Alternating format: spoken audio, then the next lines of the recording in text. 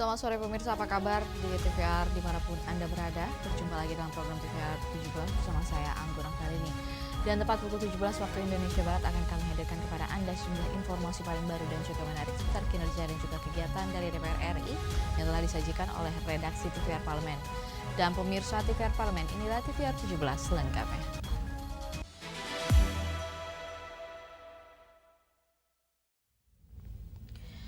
Pemirsa, berita pertama datang dari Komisi 4 DPR RI menegaskan aturan mengenai pengelolaan tata ruang laut harus dipertegas. Pemerintah juga diharapkan meningkatkan pengawasan terhadap indikasi penyalahgunaan lahan yang berpotensi merusak ekosistem. Tinjau langsung lahan hutan bakau di Kabupaten Tangerang, Banten. Komisi 4 DPR RI mendorong pembentukan panitia kerja atau panja pengelolaan tata ruang laut serta mengusulkan revisi undang-undang tentang kehutanan untuk memperketat aturan alih fungsi lahan yang tidak sesuai peruntukan. Penyusul maraknya alih fungsi lahan mangrove, anggota Komisi 4 DPR RI Firman Subagio mengatakan, aturan mengenai pengelolaan tata ruang laut harus dipertegas melalui revisi Undang-Undang Nomor 41 Tahun 1999 tentang Kehutanan. Berdasarkan data Carbon Ethics, Indonesia setiap tahunnya kehilangan tutupan lahan mangrove seluas 52 hektar. Karenanya, Firman meminta pemerintah meningkatkan pengawasan terhadap indikasi penyalahgunaan lahan yang berpotensi merusak ekosistem. Kalau memang ruang laut berisiko ya tidak boleh dirubah sama sekali. Dan kedua, kita harus segera membuat keputusan-keputusan rapat, yaitu yang terkait masalah revisi undang-undang 41. Bahwa hutan lindung itu tetap harus dilindungi. Jangan sampai diturunkan statusnya, jangan sampai ada fungsi dan sebagainya. Kalau itu masih ada celah, maka itu akan menjadi celah peluang bagi baik kementerian lembaga untuk bermain di pasal-pasal karet itu. Nah, ini menjadi penting. Kemudian yang ketiga juga yang terkait dengan masalah fungsi pengawasan, ini harus kita perketat dan kemudian kita terus lakukan untuk tidak hanya di PIK 2, tapi di tingkat nasional lainnya seperti Jawa Timur, kemudian di daerah-daerah lain. Selain isu alih fungsi lahan, Komisi 4 DPR juga meminta pengembang kawasan memperhatikan masyarakat sekitar untuk menekan angka kesenjangan sosial di wilayah tersebut. Dari Tangerang, Banten, Rangga Wijaya, TVR Parlemen, melaporkan. Komisi 11 DPR RI menekankan program makan bergizi gratis harus mampu memberdayakan masyarakat daerah dengan melibatkan UMKM hingga organisasi lokal pada implementasinya. Jelang 100 hari pemerintahan Presiden Prabowo Subianto, anggota Komisi 11 DPR RI Andi Yuliani Paris menyebut program makan bergizi gratis atau MBG belum mampu memberdayakan masyarakat dan meningkatkan perekonomian daerah karena pengelolaannya masih ditopang oleh vendor dari pemerintah pusat. Andi Yuliani mengatakan, pemerintah seharusnya memprioritaskan pemberdayaan masyarakat daerah dengan melibatkan UMKM hingga organisasi lokal dalam pelaksanaan program MBG di tingkat daerah. Karenanya, ia mendorong pemerintah membentuk petunjuk teknis yang jelas dan mendetail untuk menggerakkan perekonomian daerah hingga ke level desa. Nah, yang menjadi tantangan dari Pak Prabowo ini kan janjinya yang paling banyak menggunakan uang itu makan bergizi gratis. Nah, makan bergizi gratis ini kita lihat idenya bagus, cuman harus lebih detail di tingkat daerah. Dan pesan saya waktu itu rapat dengan Bappenas bagaimana organisasi-organisasi lokal itu diberdayakan. Jadi jangan vendor dari luar yang mensuplai makanan, harus digerakkan. Oke, tanam kacang hijau, tanam kedelai, tanam sayur, ya. Ada di masing-masing daerah. Walaupun memang ada swasembada pangan, tapi saya lebih kepada bukan food estate-nya yang diperbesar, tapi lebih kepada pemberdayaan masyarakat lokal. Program MBG merupakan salah satu program prioritas pemerintahan Prabowo Gibran. Program yang telah resmi dimulai pada 6 Januari ini diharapkan dapat menekan angka stunting dan malnutrisi di tanah air. Kendan Handoko, TVR Parlemen, melaporkan. Komisi 9 DPR RI tegaskan pemerintah perlu menetapkan standar yang harus dipenuhi para pengelola program makanan bergizi gratis guna memastikan keberhasilan program tersebut. Kepada Komisi 9 DPR RI, DPRD Kabupaten Kolaka, Provinsi Sulawesi Tenggara menyampaikan berbagai catatan dan persoalan program makan bergizi gratis yang terjadi di wilayah tersebut sejak program MBG resmi dimulai pada 6 Januari lalu. Menanggapi hal ini, anggota Komisi 9 DPR RI Ahmad Safei menegaskan, pemerintah perlu menetapkan berbagai standar yang harus dipenuhi para pengelola program MBG untuk memastikan keberhasilan program ini. Shafei menekankan, pemerintah harus menerapkan standar kebersihan bagi pengelola catering dan pihak-pihak terkait untuk mendukung kesuksesan program MBG. Selain itu, ia menilai pemerintah perlu menjalin kerjasama dengan puskesmas untuk mengawasi kecukupan nutrisi dalam satu porsi makanan yang disajikan bagi para penerima manfaat. Sekarang memang tidak kendali karena mungkin saja sekarang dari percobaan-percobaan lakukan ini, mungkin saja dari berbagai macam tempat yang belum terlalu steril. Pada saatnya nanti insya Allah akan dikerjasamakan dengan, ya kalau ketika badan gizinya, organisasi badan gizi ini sudah selesai, tentu juga akan kerjasama dengan pemerintah daerah, dalam hal ini puskesmas, tentu akan melihat semua ini makanan dari mana sumbernya. Sekarang ini kan memang tidak terkendali karena sumbernya kan dari berbagai macam sekarang ini. Mungkin satu kali kita adakan kegiatan 3.000, mungkin dari 10 atau 20 tempat masak yang bagaimana mengendalikan ini. Tapi pada saatnya nanti kan akan bersumber dari satu dapur. Nah, sehingga memang terkendali semua kan. Dan di situ pasti salah akan ada orang kesehatan, ada orang gizi di situ yang akan mengendalikan. Lebih lanjut, Shafei mengatakan, saat ini masih terdapat 60 hingga 70% anak sekolah tidak sarapan. Hal ini berpotensi berdampak pada kesulitan konsentrasi belajar hingga penurunan prestasi. Karenanya, ia berharap program MBG bisa menjawab permasalahan ini serta menjadi solusi untuk menekan angka stunting di tanah air. Fitian dan Ridwan TVR Parlemen melaporkan. Pada 15 Januari 2025 lalu, Israel dan Hamas Palestina menyepakati gencatan senjata yang dimediasi oleh Qatar, Mesir, dan juga Amerika Serikat. Ketua BKSP DPR RI menyatakan seluruh organisasi parlemen dunia yang menjunjung tinggi nilai hak asasi manusia dan kemanusiaan harus berkomitmen menyuarakan sanksi tegas bagi Israel. Informasi selengkapnya akan kami hadirkan usai jeda. Tetap bersama kami di TVR 17.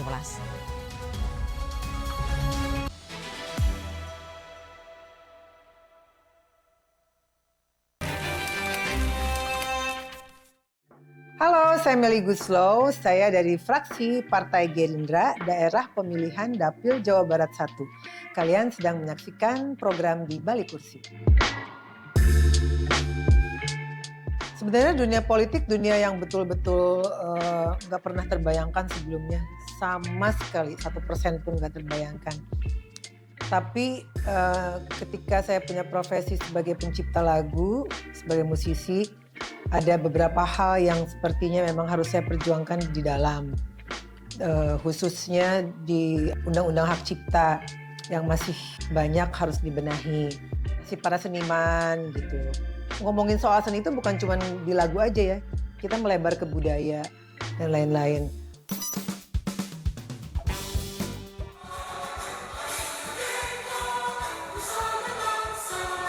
Hari lahirnya engkau Indonesia, merdeka, sekali merdeka tetap merdeka. Deg-degan.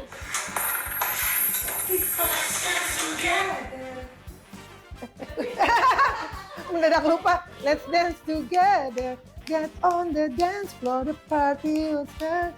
Like this. Let's dance together, let's party and turn off the light. Aku lagu sendiri suka nggak apa. Tetap kahiji, rukun sakabehna, gitulah pokoknya mah. Segera, hanya di TVR Parlemen.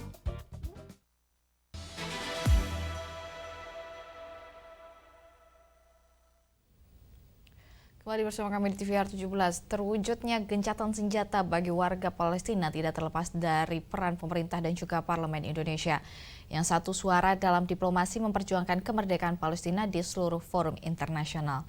DPR RI pun berharap gencatan senjata Israel dan Palestina dapat berjalan tertib dan juga aman serta tidak terjadi lagi penyerangan terhadap warga sipil. Pemirsa, selengkapnya saksikan informasi mendalam yang dirangkum oleh tim redaksi TVR Parlemen dalam segmen editorial Parlemen berikut ini.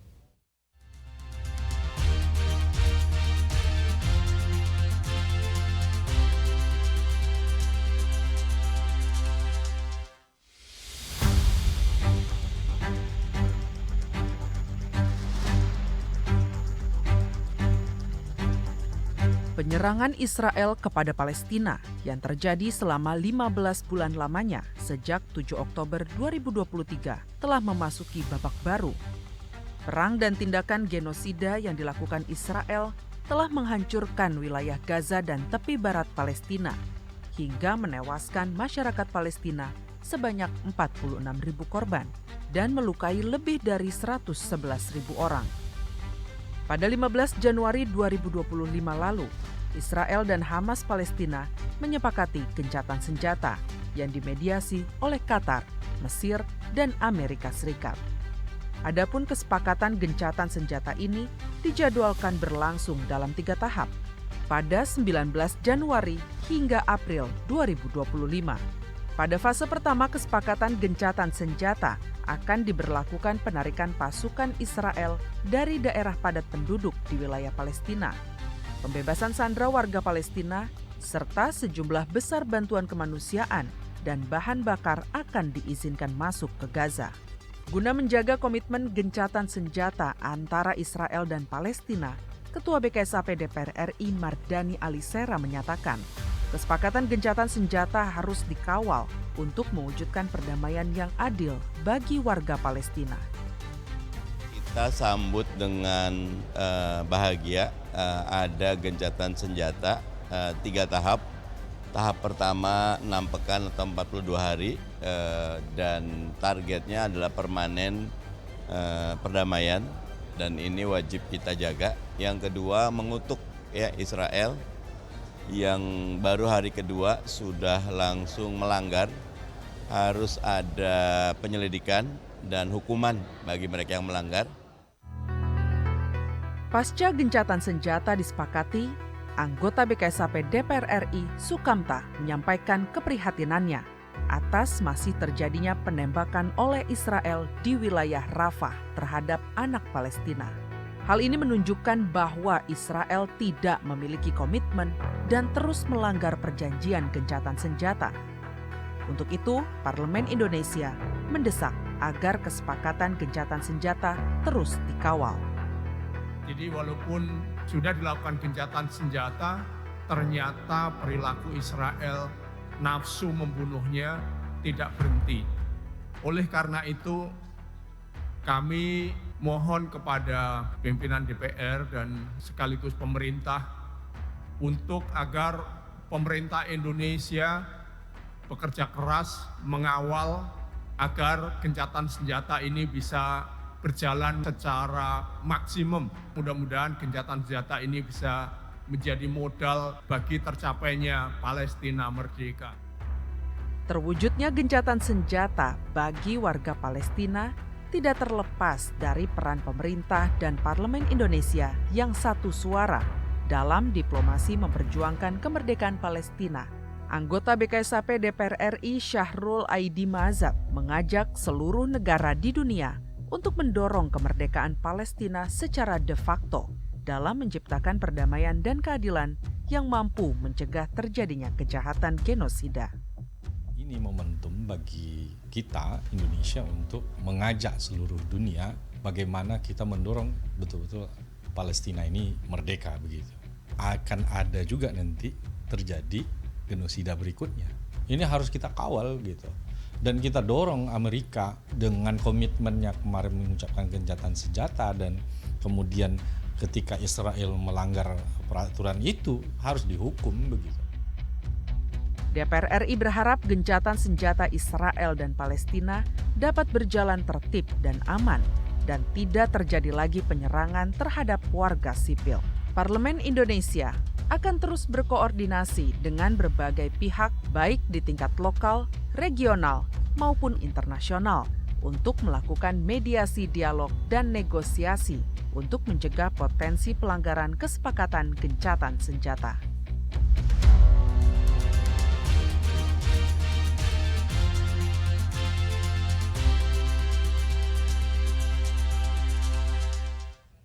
Program makan bergizi gratis yang dimulai sejak 6 Januari 2025 lalu menyisakan sejumlah persoalan. Salah satunya adalah keracunan yang terjadi di SDN Dukuh 3 Sukoharjo beberapa hari lalu. Informasi selengkapnya akan kami sajikan sesaat lagi. Tetap bersama kami di TVR 17.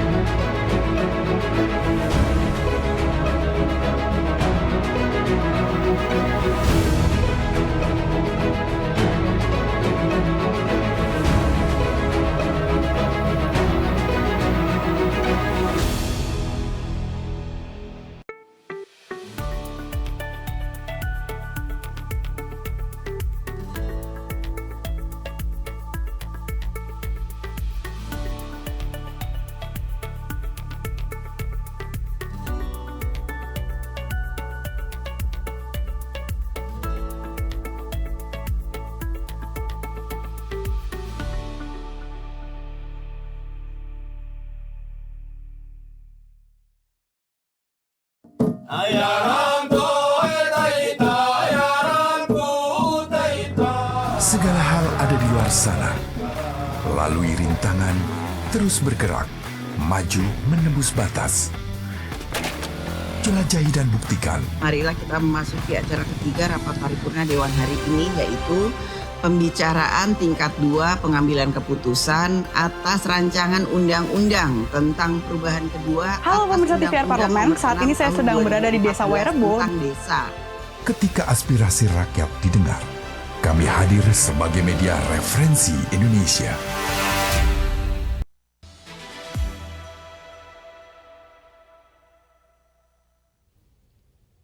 Kembali bersama kami di TVR 17.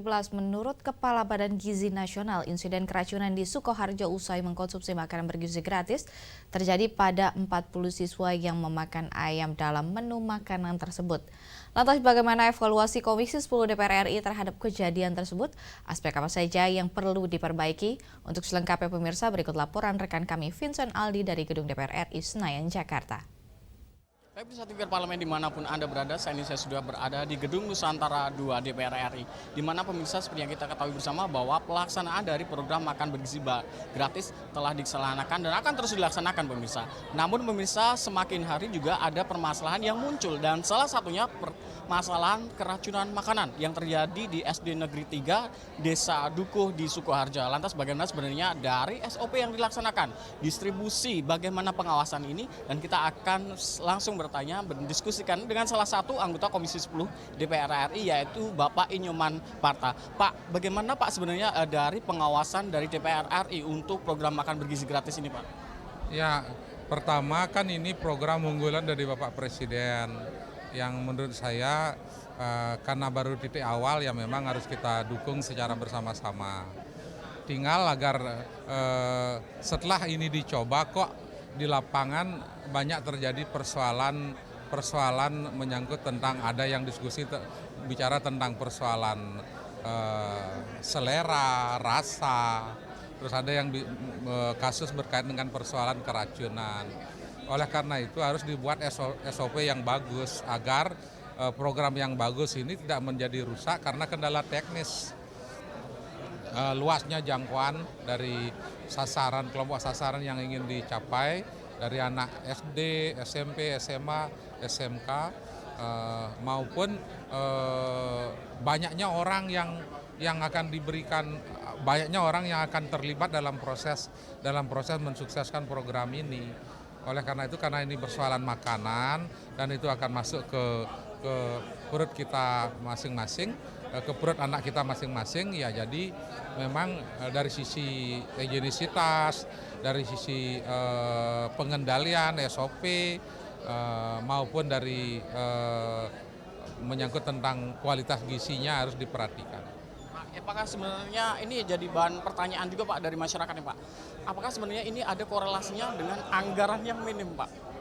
Karena kan dari awal kan juga dari angka sekian jadi sekian. Enggak, kalau 10.000 makan sendiri, membeli sendiri mungkin dapatnya sedikit. Tetapi kalau 10.000 untuk kebutuhan banyak orang tentu dapatnya lebih bagus.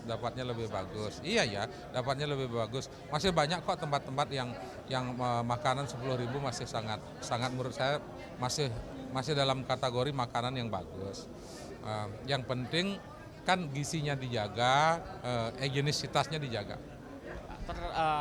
Lanjut Pak, selanjutnya itu terkait langkah konkret nanti yang akan dilakukan dari DPR untuk mengawasi atau memperketat dari pengawasan tersendiri Pak. Ya, mumpung ini belum seluruhnya terlaksana, apakah program ini program unggulan ini tetap berjalan? Anak-anak kita, siswa kita tetap mendapatkan makanan, cuman teknis pengerjaannya yang dirubah. Kalau menurut saya, untuk memastikan anak itu mendapatkan makanan ini, bagaimana kalau dananya langsung diserahkan kepada orang tua murid. Oke Pak, bagaimana Pak terakhir Pak terkait rencana mungkin ke depan DPR RI akan menggandeng pihak lain Pak untuk memperketat pengawasan itu atau kami akan turun ke sekolah-sekolah Hari ini rapat salah satunya agendanya tentang itu, akan turun ke sekolah-sekolah untuk memantau dalam pelaksanaannya. Terima kasih banyak Bapak. Selamat bertugas kembali. Baik pemirsa, demikianlah wawancara saya dengan salah satu anggota Komisi 10 DPR RI, yaitu Bapak Inyoman Parta dari fraksi PDI Perjuangan. Terima kasih atas perhatian Anda dan saya kembalikan ke rekan saya di studio. Baik pemirsa, selanjutnya apa saja yang menjadi headline media online yang disoroti pada hari ini? Tetap bersama kami di TVR 17.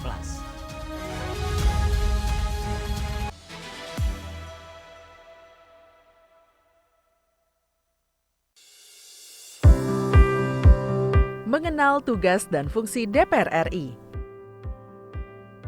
Dewan Perwakilan Rakyat atau DPR adalah lembaga negara yang mewakili aspirasi rakyat. Kehadiran DPR RI merupakan salah satu bukti bahwa Indonesia merupakan negara demokrasi. Sebagai salah satu lembaga perwakilan rakyat, apa saja tugas dan fungsi yang diemban DPR RI? Berdasarkan pasal 20A ayat 1 Undang-Undang Dasar 1945, DPR memiliki 3 fungsi, yakni fungsi legislasi, anggaran, dan pengawasan. Tugas dan wewenang DPR berbeda untuk setiap fungsinya. Yang pertama, fungsi legislasi. Menyusun program legislasi nasional atau prolegnas, menyusun dan membahas rancangan undang-undang, menerima rancangan undang-undang yang diajukan oleh DPD, membahas rancangan undang-undang yang diusulkan oleh Presiden ataupun DPD, menetapkan undang-undang bersama dengan Presiden, menyetujui atau tidak menyetujui peraturan pemerintah pengganti undang-undang yang diajukan oleh Presiden untuk ditetapkan menjadi undang-undang. Yang kedua, fungsi anggaran. Memberikan persetujuan atas rancangan undang-undang tentang APBN yang diajukan oleh Presiden. Memberikan persetujuan terhadap pemindahntanganan aset negara maupun terhadap perjanjian yang berdampak luas bagi kehidupan rakyat yang terkait dengan beban keuangan negara. Menindaklanjuti hasil pemeriksaan atas pengelolaan dan tanggung jawab keuangan negara yang disampaikan oleh BPK. Memperhatikan pertimbangan DPD atas rancangan undang-undang tentang APBN dan rancangan undang-undang terkait pajak, pendidikan, dan agama. Yang ketiga, fungsi pengawasan. Fungsi pengawasan, DPR bertugas melakukan pengawasan terhadap pelaksanaan Undang-Undang APBN dan kebijakan pemerintah, serta membahas dan menindaklanjuti hasil pengawasan yang disampaikan oleh DPD.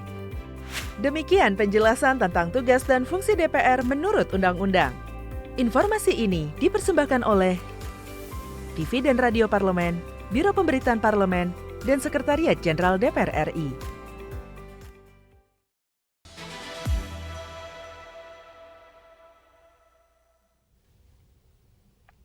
Pemirsa, kali ini kita memasuki segmen media online nasional dan mari kita simak bersama isu apa saja yang menjadi sorotan media serta tanggapan dari sejumlah anggota Dewan bersama rekan kami Elisa Purba.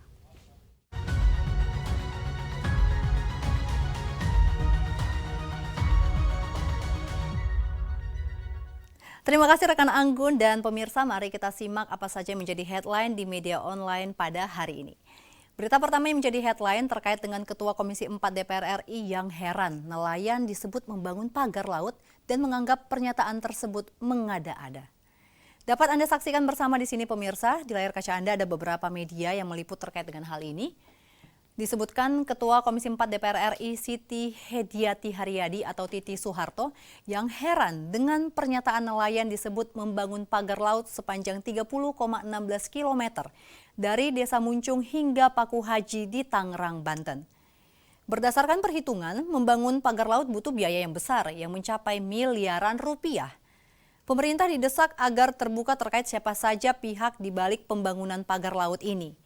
Dan terkait dengan hal ini, Komisi 4 DPR RI memanggil Kementerian Kelautan dan Perikanan Sakti Wahyu Tenggono pada Kamis 23 Januari 2025 lalu dan terkait pagar laut misterius di Tangerang dan Bekasi ini.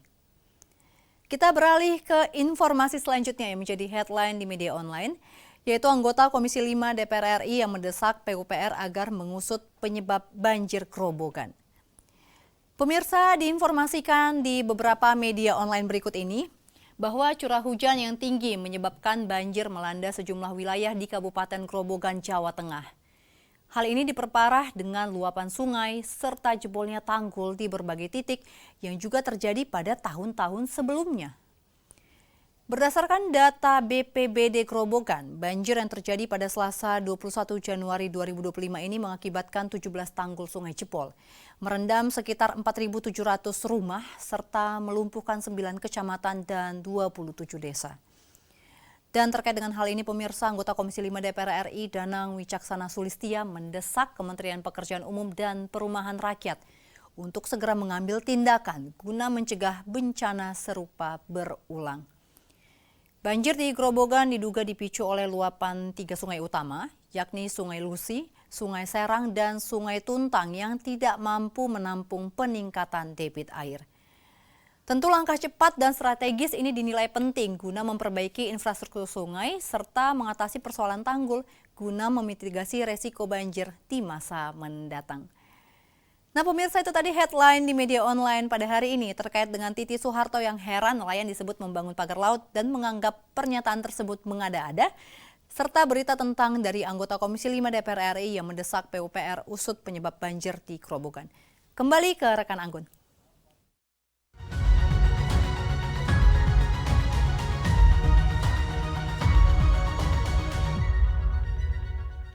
Terima kasih rekan Elisa yang telah menyampaikan sejumlah update sorotan dari media online nasional pada hari ini. Segmen media online tadi pemirsa sekaligus menutup program TVR 17 edisi sore hari ini. Saya Anggun Aktarini beserta seluruh kru TVR Parlemen yang bertugas mengucapkan terima kasih dan pamit undur diri dari hadapan Anda. TVR Parlemen, referensi Indonesia.